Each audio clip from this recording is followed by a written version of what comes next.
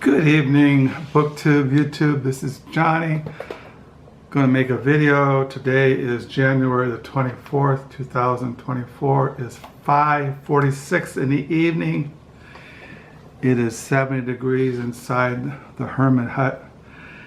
And yeah, my wife left for a women's book kind of discussion tonight, and I usually make videos when she's gone because, like as I've said over the years, I like sitting in the dining room because there's lots of light.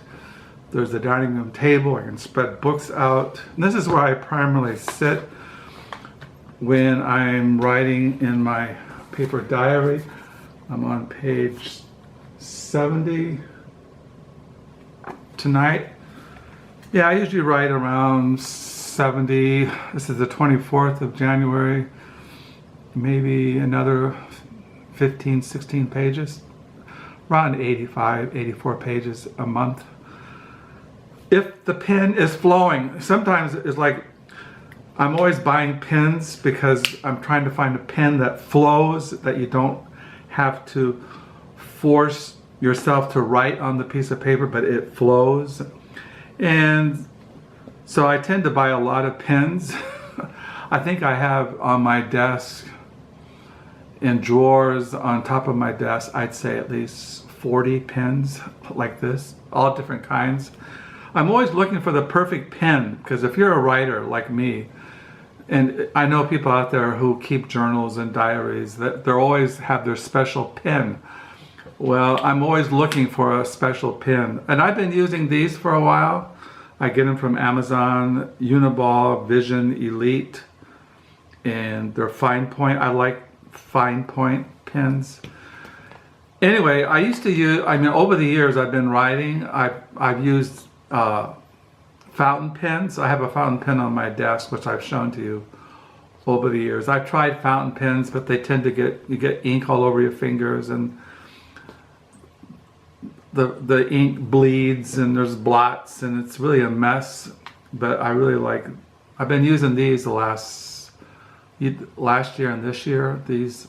But what I'm going to do, I made a video on Monday. Today is Wednesday. I made a video last Wednesday. It was a great video. And on my camera, I had taken photos of birds, cardinals, that outside our kitchen window.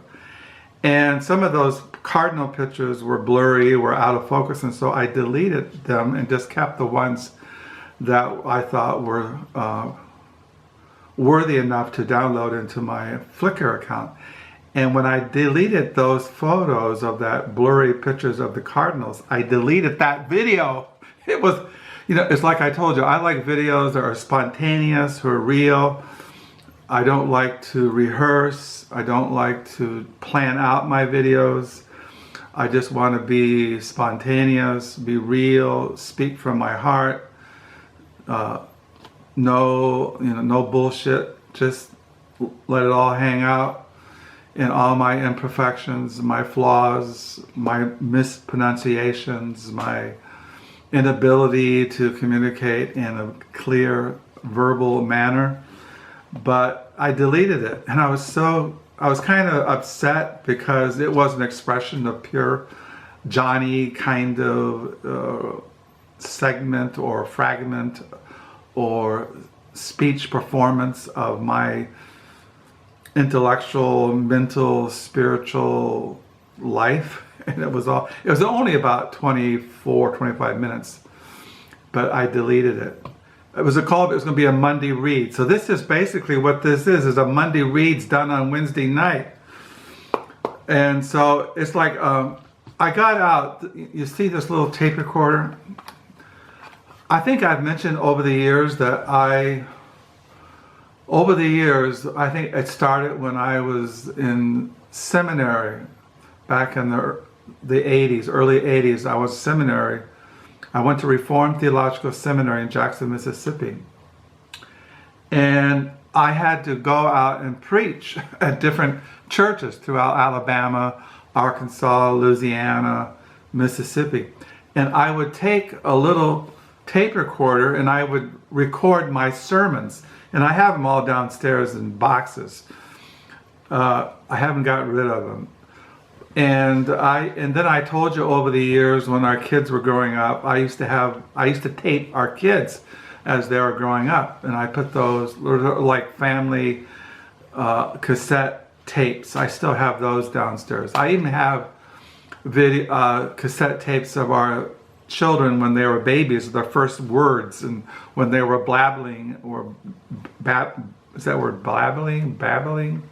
You know how babies talk. I have those. I used to tape that. The point of all that is that also when I was, so I used to tape everything, tape sermons. I used to tape when I was teaching adult Sunday school for 10 years. I taped all those classes. I taped them, and then what I would do, before I went to a Sunday school class, I wrote it out. I wrote it all out on paper, and then I knew when I was presenting a certain material in Sunday school class, I had before me, I had written out basically what I wanted to communicate. And then I taped those classes, and then when I got home that Sunday afternoon after church, I would write down in my diary or on those Sunday school notes what I should have said or could have said, or what I could have elaborated more on. So that's what I'm basically doing in this video. Is I'm going to tell you what I'm going to summarize what I tried to communicate last Monday in my Monday reads. And in that Monday reads, I basically showed you what I was reading in the mornings that morning. Well, this morning I read for devotions Christ is the Christian's Religion by Thomas Cole, and he lived from 1628 to 1691. I think the full title of this is Christ is the Christian's Religion, the Christian Religion in Sundry Points, preached at Merchant's Lecture in Broad Street. 1. Christ is in us, the hope of glory, from Colossians 1:27. 2. What it is to know God in Christ, from John 8:54 to 55. 3. Christ, the only Savior of his people from sin, from Luke 1:77.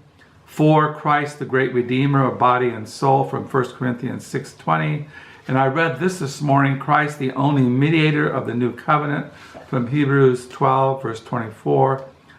Chapter 6, or lecture 6, Christ, the foundation of our adoption. Galatians 4, verse 5. 7, the necessity of preaching Christ, from 1 Corinthians chapter 1, 23 and 24. So that's what I read. And last Monday, I showed you this book. As I told you in our morning devotions, my wife and I are going through the Gospel of Matthew, which is in the New Testament. And we're going through the Gospel of Matthew. And as we were reading the Gospel of Matthew, I remembered this book that I bought, I don't know, sometime in the past, maybe a year or 2 years ago.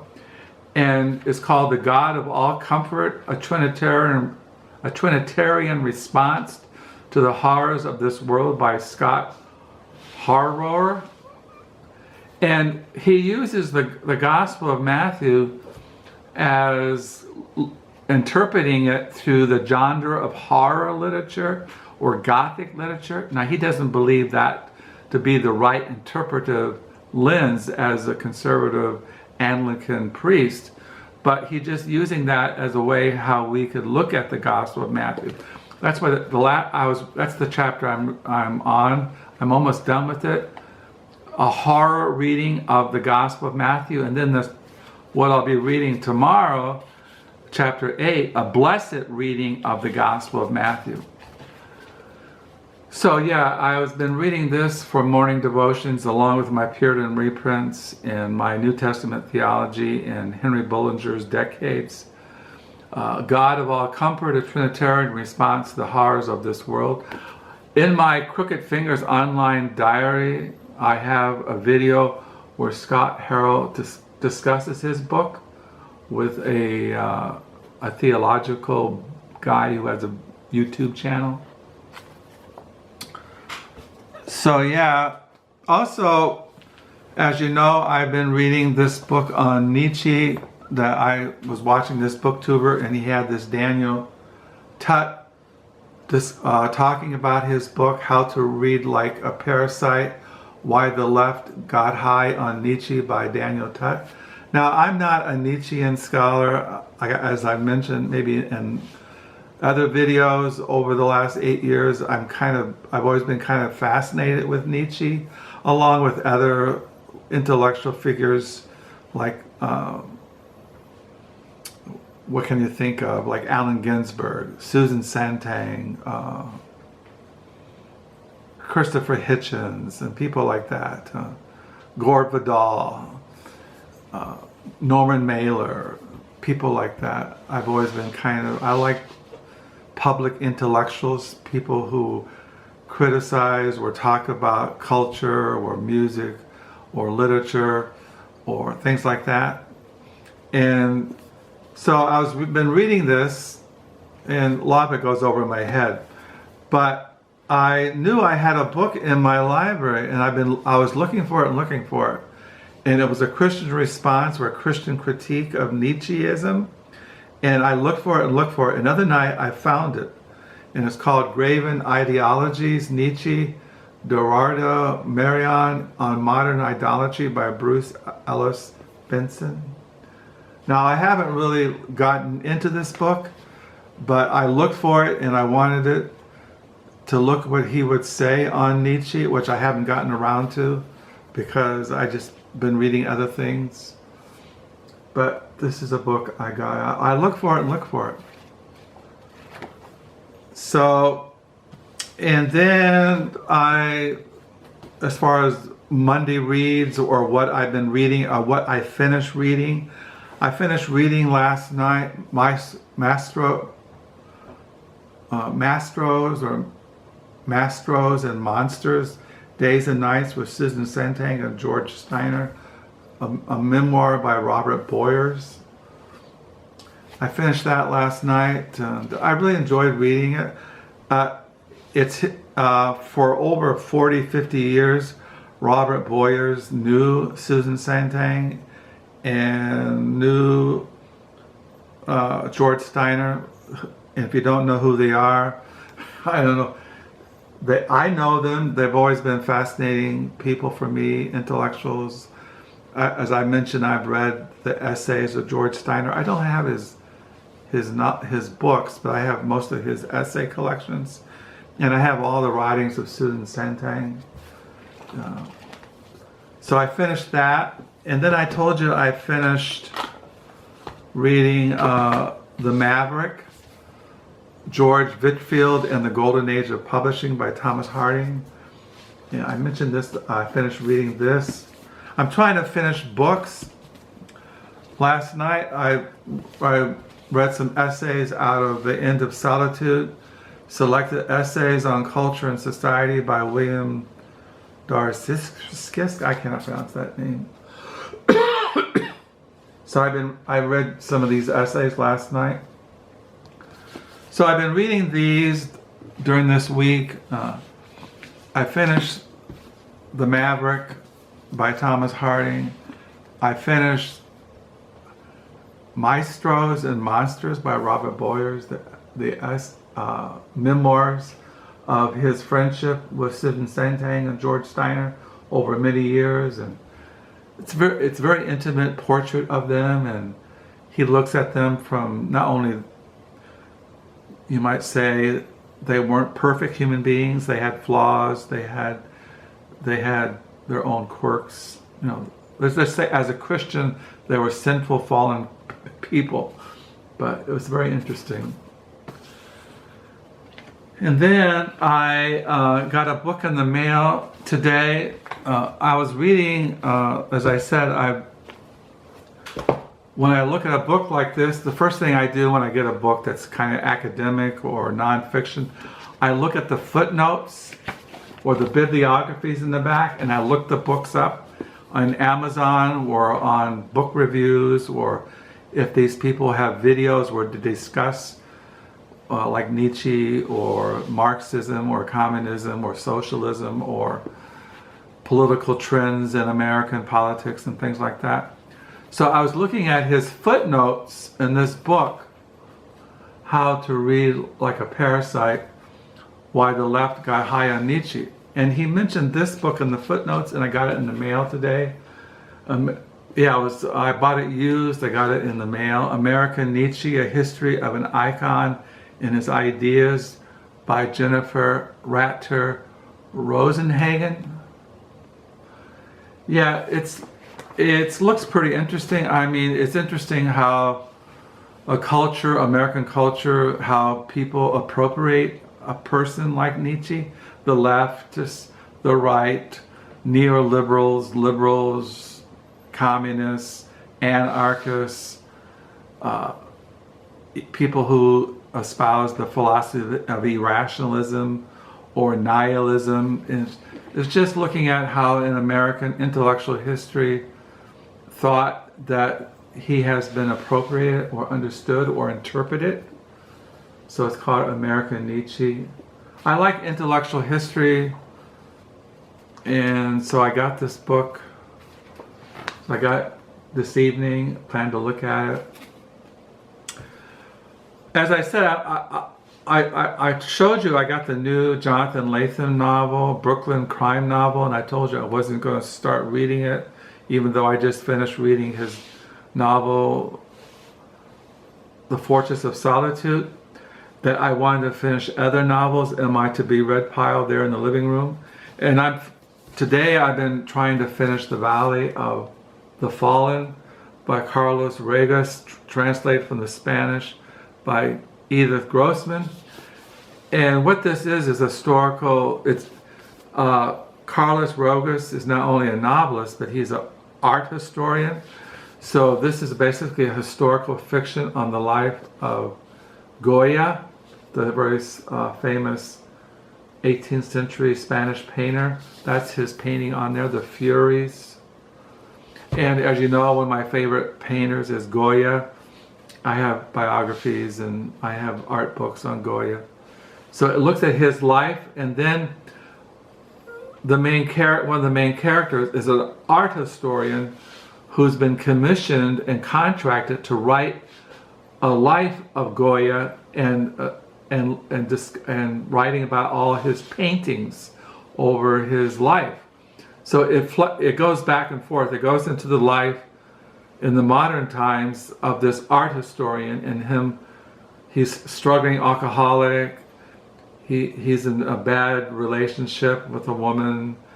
He has all kinds of, he's trying to write this biography. He goes all over the world and he looks at the paintings of Goya and he writes about them, analysis and the background and all these things.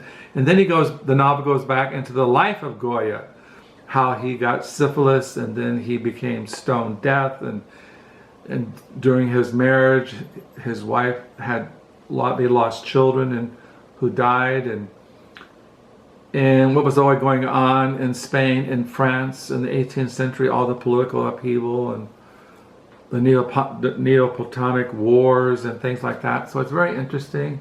I really enjoy the prose. It's really well written. I recommend this. I'm trying to finish it.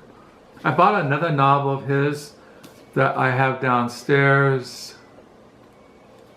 I think I've shown it to you. So yeah, I'm trying to finish The Valley of Vision. I'm reading that tonight by Carlos Rojas. And then when I finish that, I'm going to finish those other novels I have in there in my to-be-read pile in the living room.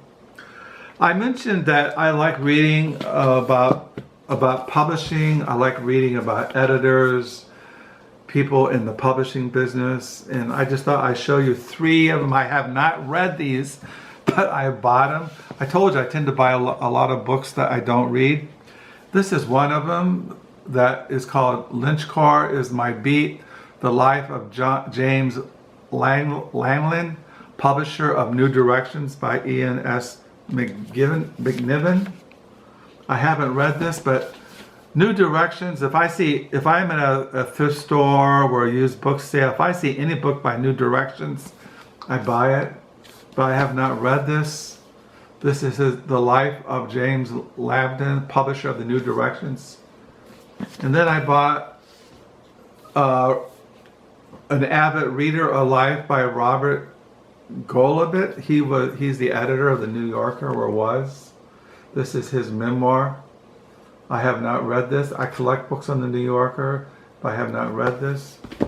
And then I bought this a couple of years ago, The Uncommon Reader, The Life of Edward Garnett, mentor and editor of A Literary Genius by Helen Smith. He was an editor for men like Henry Green, Joseph Conrad, Edward Thomas, T.E. Lawrence to D.H. Lawrence.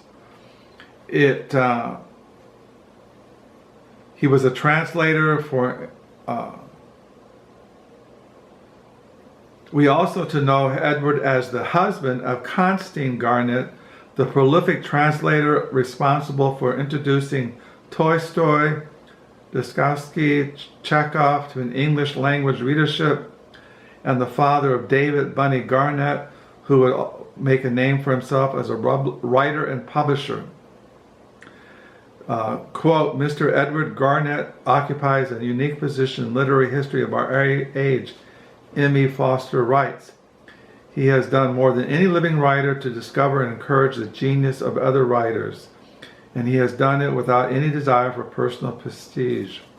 So anyway, this is a biography, and I like biographies on literary figures, writers, poets, editors, publishers, newspapermen, journalists, historians, explorers, mad poets.